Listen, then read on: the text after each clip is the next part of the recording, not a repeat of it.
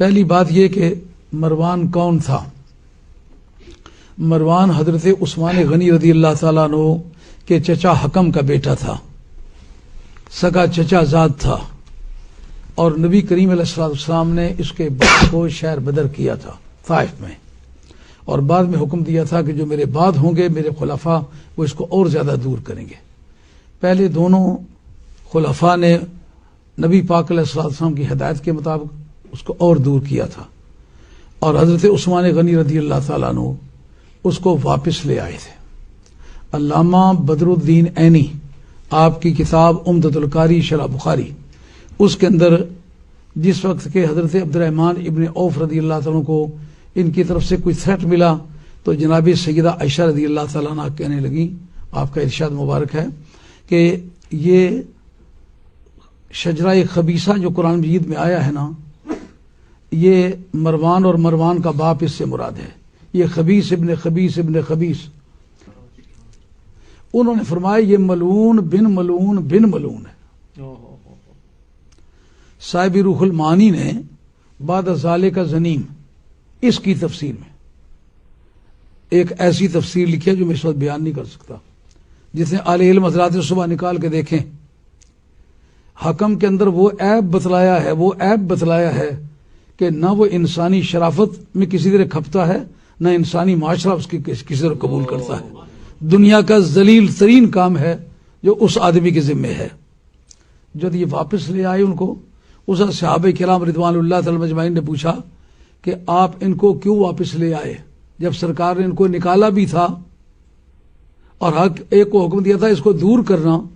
تو انہوں نے جواب میں ارشاد فرمایا حضرت عثمان غنی رضی اللہ تعالیٰ نے کہ سرکار نے مجھ سے وعدہ فرمایا تھا، میں نے درخواست کی تھی، سرکار نے وعدہ فرمایا تھا کہ میں انہیں واپس بلا لوں گا، لیکن اس کے راوی اکیلے حضرت عثمان غنی رضی اللہ تعالیٰ۔ اب خلیفہ رسول ہیں، ان کے بارے میں نہ کوئی کمزور رائے ہم قائم کر سکتے ہیں نہ کوئی بری بات کر سکتے ہیں، لیکن صحابہ کرام نے اس پر بڑا جھگڑا رکھا کہ آپ کو یہ حق نہیں تھا ان کو واپس لاتے؟ اگر سرکار نے وعدہ کیا تھا تو سرکار کی زندگی میں دہراتے، اور اگر نہیں دہرایا تھا تو ان کے وصال کے بعد پھر آپ دو پہلے خلافتیں گزری ہیں ان کے زمانے میں کیوں نہیں دہرایا؟ بہرحال یہ صحابہ کرام اور خلفاء راشدین کی باہمی گفتگو ہے، اس بارے میں ہم حصہ دار نہیں ہیں۔ اس کو بلا کے بھی لائے اور اس کو بیٹی کا رشتہ بھی دیا۔ اس کے بعد علامہ بدر الدین عینی نے اس بات کا ذکر کیا کہ جو باغ فدق نبی کریم علیہ الصلوۃ والسلام کے حوالے سے جناب سیدہ خاتون جنت نے مانگا تھا، مولا مرتضیٰ ان کے ساتھ تھے، ان کو کہا گیا تھا کہ اسلامک لا کی رولنگ یہ ہے۔ اس پر بھی محدثین کو کافی اختلاف ہوا کہ رولنگ کا سب سے بڑا جاننے والا تو حضرت علی مرتضیٰ ہے، قانون وراثت کے تو سارے فیصلے وہ کرتے رہے ہیں، ان کو کیوں پتہ نہیں؟ حضرت عثمان غنی رضی اللہ تعالیٰ عنہ نے جب اس کو بلا کے اپنی بیٹی دی تو اس کو وہ باغ فدق بھی دیا جو نبی کی بیٹی کو نہیں دیا جا سکا تھا، وہ اس کو دیا گیا۔ اور افریقہ کی 4 لاکھ درہم سالانہ آمدنی جو تھی وہ بھی بغیر کسی وجہ کے اس کو دی۔ یہ 2 چیزیں اس نے عالم اسلام کی سمگل کی ہیں پہلے، یعنی ایک باغ فدق جو نبی پاک علیہ السلام کی بیٹی کو نہیں دیا گیا، اس کو دیا گیا، وہ اس کے جبر سے لیا گیا، وہ کرنا کوئی ذریعہ نہیں تھا اس کا۔ 4 لاکھ سالانہ درہم کی آمدنی جو ہے افریقہ کی، وہ اس کو دی گئی جس کا کوئی جواز نہیں تھا۔ مختصر یہ کہ مروان کے اس ستم ظریفیوں کے نتیجے میں جو مصر تھا وہ تہو بالا ہو رہا تھا۔ بالآخر وہ لوگ اکٹھے ہو کر کے آئے کہ آپ اس وقت اپنا گورنر واپس کر کے کوئی ایسا آدمی دیں جو اس خاندان سے تعلق نہ رکھتا ہو۔ اس موقع پر صحابہ کرام جو مدینہ طیبہ میں تھے، اکابر صحابہ جو سرکار دو عالم علیہ الصلوۃ والسلام کے مجلس شورا کے ممبران رہ چکے تھے اور اس خلافت کے بھی وہ ممبر تھے، اور اس قانون ساز اسمبلی کے اور جو مجلس شورا کے وہ ممبر تھے، سارے اکٹھے ہو کر کے آئے اور نے کہا کسی اور آدمی کو آپ بھیجیے۔ اس وقت محمد بن ابی بکر کو تیار کر کے بھیجا گیا۔ جس وقت وہ جا رہے تھے ان کے ساتھ ٹیم بھی جا رہی تھی، وہ مصری لوگ بھی آئے ہوئے تھے، تو راستے میں انہوں نے اچانک دیکھا کہ ایک اونٹنی جا رہی ہے، اس پر ایک کالے سے رنگ کا غلام بیٹھا ہوا ہے۔ اونٹنی کو ساتھی پہچان گئے، انہوں نے جا کر گھیر لیا، کہا کون ہو، کہاں سے آئے ہو، کیا قصہ ہے؟ اس کو چاروں ناچار یہ ماننا پڑا کہ یہ اونٹنی حضرت عثمان غنی رضی اللہ عنہ کی ہے، اور میں ان کا نمائندہ ہوں، مصر میں جا رہا ہوں۔ انہوں نے کہا کوئی کتاب، کوئی رکا، کوئی چٹھی؟ انہوں نے کہا کچھ نہیں ہے۔